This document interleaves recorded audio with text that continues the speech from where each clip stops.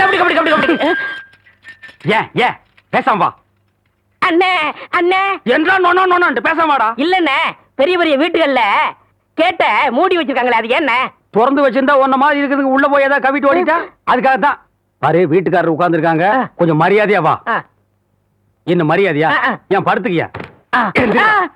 ஒழுங்கா வா, மானம் கெட்டு போயிரும்.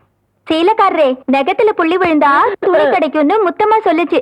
அதனால இந்த சேலையை எடுத்துக்கிறேன். விலைய பார்த்து சொல்லுங்க. ஏனுங்க முன்னே, நகத்துல எத்தனை புள்ளி இருக்குதுங்க? எண்ணி பார்த்தேன், 5 புள்ளி. கொக்க மக்கா 5 புள்ளி இருக்குதாண்டா. இருக்கட்டும். சேலைக்காரர 5 சேலை கூட அம்மனிக்கு, அப்புறம் கூடவே 2 சேலை சேர்த்து கூட. அது என்ன திருன்னு பாக்குற?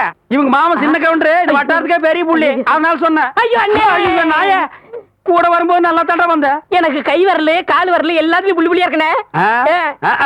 அந்த புள்ளிக்கு சேலை கிடைக்கும், இந்த புள்ளிக்கு தொழுநோய் ஆஸ்பத்திரியில இடம் கிடைக்குதான்னு பாரு. ஐயா போச்சு. என்னடா? ஏய் வடிவு, என்னடி பண்ணிட்டு இருக்க?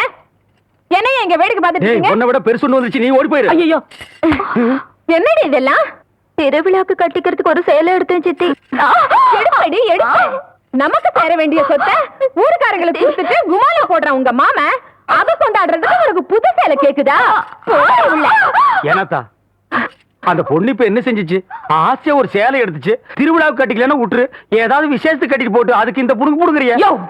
அழுக்கு எடுத்தமா துவைச்சது கொடுத்தமான்னு உன் வேலையை மட்டும் பார்த்துட்டு போ. அத விட்டுட்டு மத்த விஷயத்துல தலையிட்ட அப்புறம் நடக்கிறதே